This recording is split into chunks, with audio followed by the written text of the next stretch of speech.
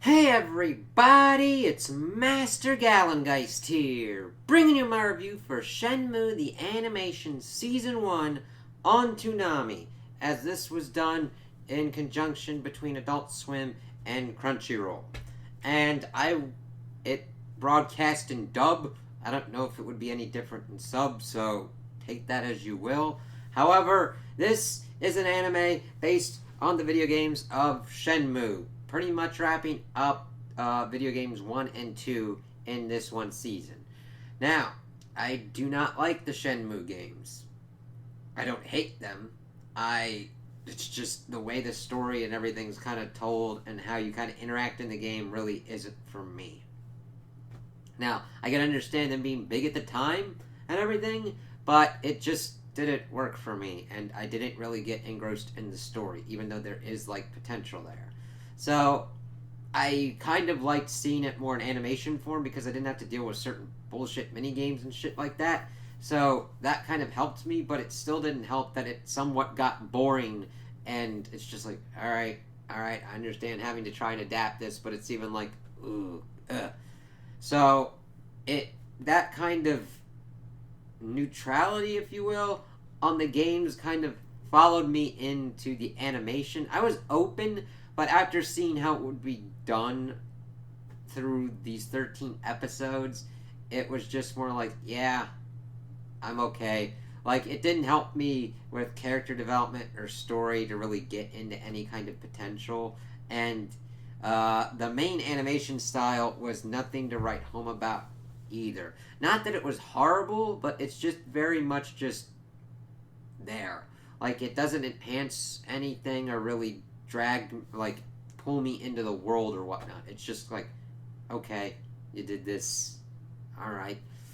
Like, not that it's horrible quality or anything, or like top tier or whatnot. It's just average.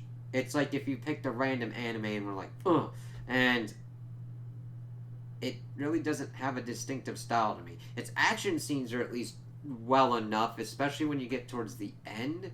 But again, it's like nothing much more than I've seen done better in other animes. So the basic story, we follow Ryo Hazuki as his father is killed by this man Londi, and because he said that Ryo's father killed his father and he was getting revenge, and then he beats Ryo's ass and gives him pretty much this cut scar thingy, which is similar to what Londi's got. And then we see fucking Ryo going around his kind of hometown trying to figure out stuff about who Londi is, finds out that he's connected to the Chi U-Men and this like organized underworld mafia syndicate thing, and gets hooked up with like some other kind of types, and it leads him to Hong Kong to again continue his searching. And the thing is, it's not really that exciting or involved. Like, granted, I could probably go into deeper kind of depth or details for it, but it's just not that interesting. Like, they're trying to like do stuff from the games or whatnot because you had to go and find sailors and whatnot and kind of see what's going on. We also see a little bit more of this Nozomi girl that's kind of like his childhood friend and everything, and he is so singularly focused on Londi that he doesn't understand that she's interested in him, like, at all. Like, he is a dunderhead on that kind of stuff. Now, granted, I've probably been dunderhead to certain stuff as well, but this is like top tier kind of shit. It's like, I'm gonna find this Londi person, and it's just single tracked on that, and you don't even notice that these other people are worried about you. And I get that. I get that you're trying to kind of build that up for the moment where he starts to. It looks like he's going more revenge route of, I'm gonna kill Londi for killing my father kind of thing. But you need. It needs to be executed in a better kind of manner. It's not the most horrendous thing. It's not like he flip flops and is like, Nozomi, I love you, and then Londi gets like thunder chucked out from nowhere. It's like, aha, mustache twirl, mustache twirl. It's like, Andi! That's at the end, and Nozomi's nowhere in the sight. But another girl that's like, hey, I could go for Ryo, is there.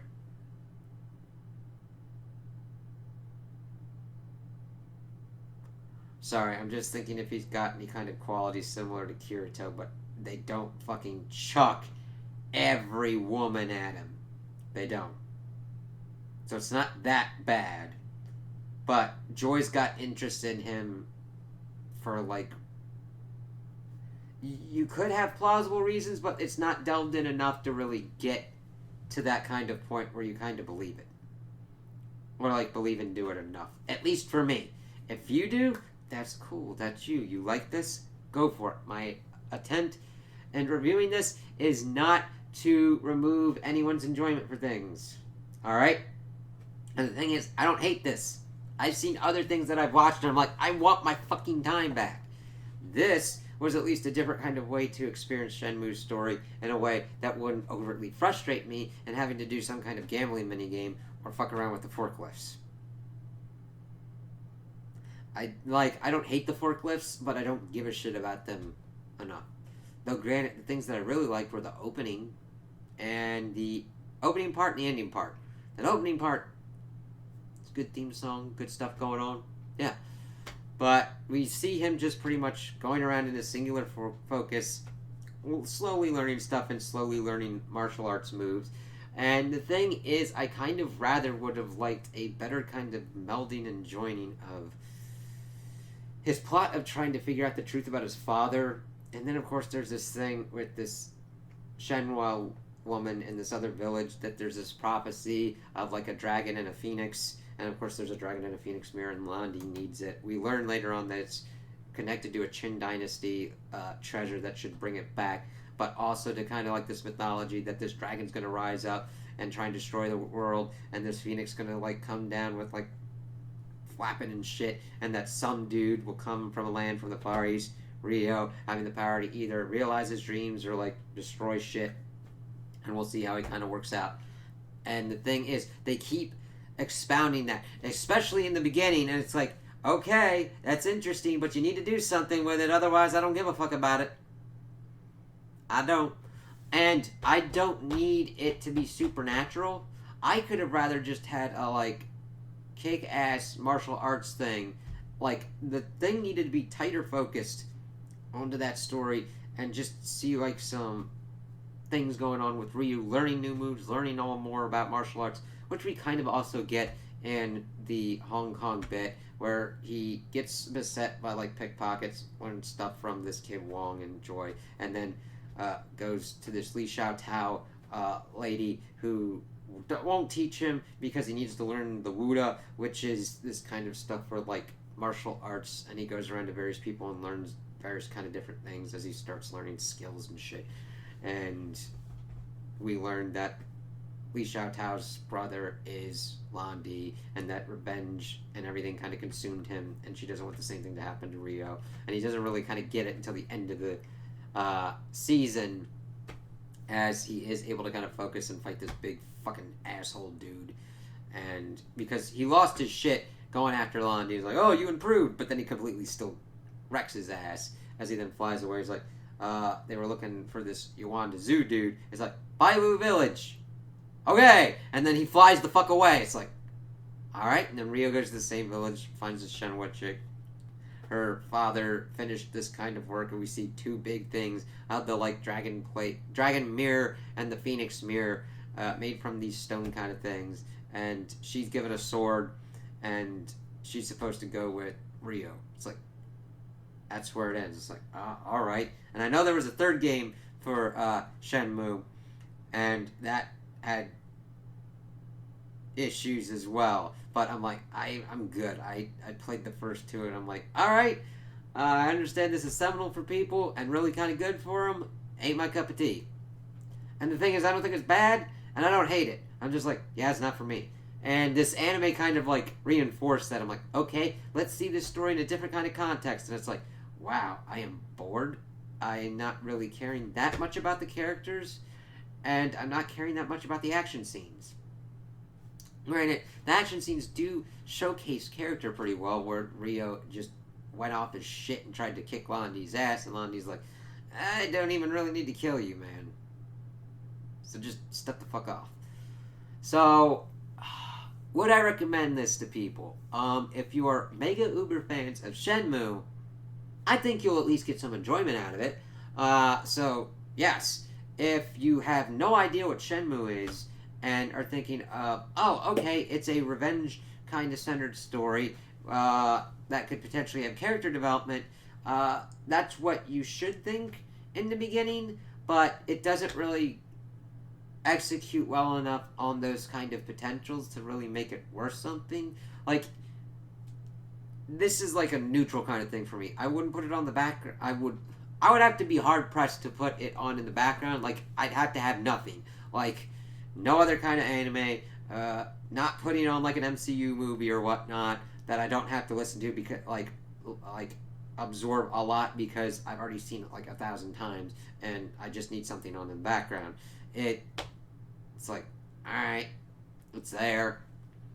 I'd recommend other kind of stuff for better action, better character development, and better story because it's all got those potentials, but it doesn't really hit anything that gets me into it, and that's okay.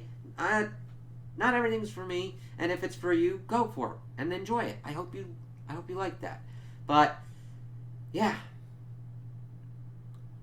I mean, it doesn't even really have like a lot of blood or gore or anything like that. So it's if you've got like a dude gets murdered and shit, and there's like a subplot where Joy's mother got blown up, so there's some kind of crazy shit.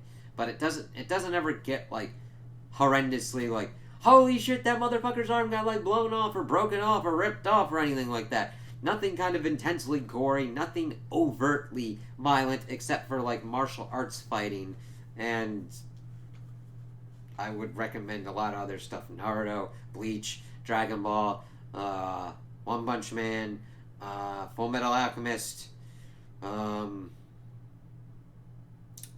of other stuff. Yeah.